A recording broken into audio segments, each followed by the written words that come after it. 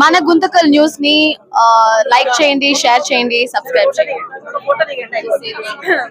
మన గుంతకల్ న్యూస్ లో లైక్ చేయండి, సబ్స్క్రైబ్ చేయండి అండ్ షేర్ చేయండి. థాంక్యూ. మన గుంతకల్లు న్యూస్ కి స్వాగతం.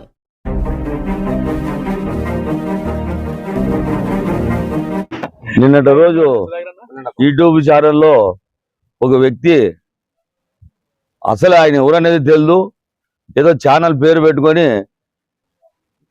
ఎమ్మెల్యేగా భారీ మెజార్టీతో గెలిచిన వ్యక్తుల్ని మంత్రి 3 తూర్లు ఎమ్మెల్యే అయినా గుంటకల్ నియోజకవర్గంలో వచ్చి 50,000 మెజార్టీ తొక్కి 6,400 మెజార్టీతో మళ్ళీ తెలుగుదేశం గెలిచింది. అటువంటి గుంటకల్ నియోజకవర్గంలోన తెలుగుదేశం కార్యకర్తలు తెలుగుదేశమే రాదనడము చాలా ఆయన అవేకపరుడు. ఆయన ఏం అబ్జర్వ్, ఏం విలేకరుగా పనిచేసినాడు, ఆయన ఏం పరిశీలన చేసినాడని మాట్లాడతాడు. గుంటకల్లోనే తెలుగుదేశం రాదు అంటాడు. రాకపోయింది ఎట్లొచ్చింది?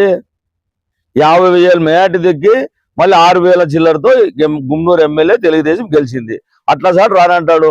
కార్యకర్తలు పట్టించుకోలేదు అంటున్నాడు. కార్యకర్తలు పట్టించుకోకపోతే 175 నియోజకవర్గాల్లోన ఏ నియోజకవర్గంలో 4 కోట్ల చిల్లర సీఎం రిలీఫ్ ఫండ్ తెచ్చిన వ్యక్తి ఈ గుమ్మూరు జయరామే. కార్యకర్తలు పట్టించుకోలేదంటే ఎట్లయితుంది? కార్యకర్తలు పట్టించుకోదు. ప్రతి వార్డులో పనులు జరుగుతున్నాయి, ఎవరు పోయినా పని చేస్తున్నాడు ఆయన. అది అందరికి తెలిసిన నిజ స్వరూపమే. అది ఏం తెలుసుకోకున్నట్లుగా మాట్లాడము, అవేకం మాట్లాడము. ఇది మానుకోవాలా, ఇది మానుకుంటే చాలా బాగుంటుంది. లేకపోతే దీని మీద కఠినమైన చర్యలు తెలుగుదేశం కార్యకర్తలు, తెలుగుదేశం పార్టీ రాదనడము తెలుగుదేశం కార్యకర్తలంతా ఆయనకి మూకుమ్మడిగా ఆయన గుణపాఠం చెప్తారని తెలియజేస్తున్నాను. నేను రాష్ట్ర Yadav federation director G omelette Mastan Yadav Telugu Desam party తరఫున ఆయనకి ఘాటుగా ఇస్తున్నాను. ఈ రోజు అతని మీద కఠినమైన చర్యలు తీసుకోవాలని చెప్పి తెలుగుదేశం పార్టీ తరఫున నాయకులు, సీనియర్ నాయకులు, ప్రెసిడెంట్లు, అధ్యక్షులు, అందరు కౌన్సిలర్లు అందరూ మూకుమ్మడిగా వచ్చి ఇతని పైన కఠినమైన చర్యలు తీసుకోవాలా.